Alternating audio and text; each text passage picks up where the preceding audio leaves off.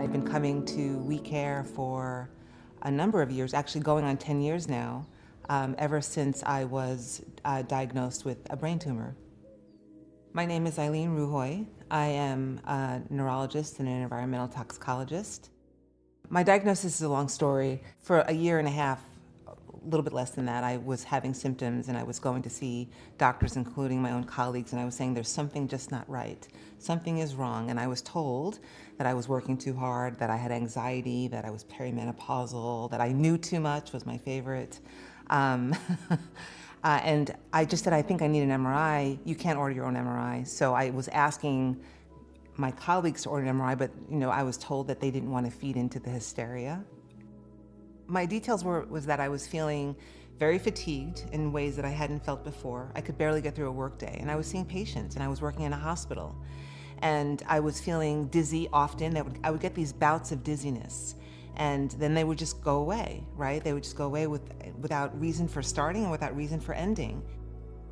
So when I got home, I called up my internist. I said, you need to order me an MRI. And she said the words that when a neurologist asks you for an MRI, you order an MRI. So she did. I scheduled it the next day.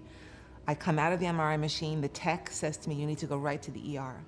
My husband meets me there, happened to have been in the same hospital he was working in. And the ER doctor came in with the screen up, and I looked at the MRI, and there was a 7-centimeter tumor that was growing in my left frontal lobe that was so big and had so much swelling around it that it was pushing the left side of my brain to the right and then part of my left hemisphere downward. And I had papilledema, which is swelling of the optic nerve, which is a classic sign of elevated intracranial pressure.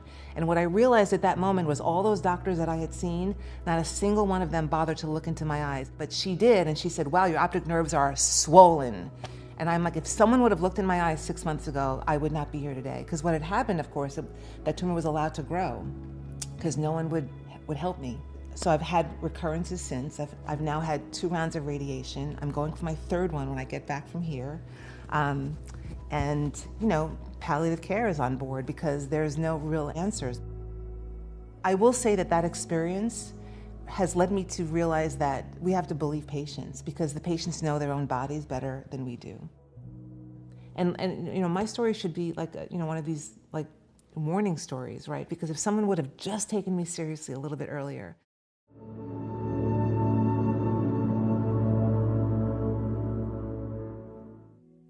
I leave feeling better than I had. And I left with sort of this renewed, like, I can do this kind of feeling. I could do this. I could take care of it myself. I mean, I'll listen to my oncologist as I do. I'll listen to my radiation oncologist, and I'll listen to my neurosurgeons as I do, and I have my regular meetings with them. I talk to my palliative care doctor, and they're all amazing, but they don't have the answers for me. They're not going to cure me. You know who's going to cure me? Me. And I got that confidence not only because of my work with my patients, but this place, because of the things that I've learned and the people that I've met and the treatments that I've gotten and the things that I've participated in with the different ceremonies and classes. It just really renews my entire motivation and resilience that I know is within me that sometimes, I sort of forget about when I get really down about, my life, how long I might have to live. I leave here feeling like I don't have anything wrong with me. Like I can conquer the world. World domination, here I come. I wrote half my book while I was here. I mean, I'm just I can't describe to you. I get very inspired while I'm here. And it's something about the desert maybe, something about the program, the people, the staff. I can't say enough about them. Like, they're all amazing. So yeah, so ever since then I've been coming back. I try to come twice a year. I usually make it. Sometimes it's been once a year because of my schedule, but I usually try to make it twice a year.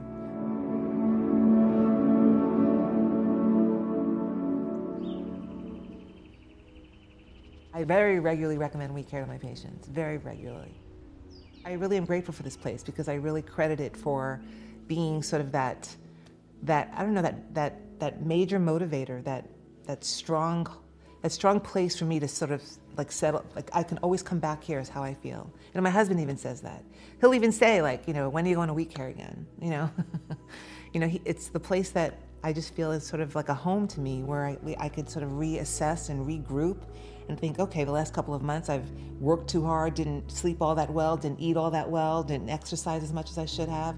I need a reset again because I need to get back on my lane, to healing and recovery. Conventional medicine really has a lot to offer if and when, gosh forbid, anyone were diagnosed with, cancer, for example.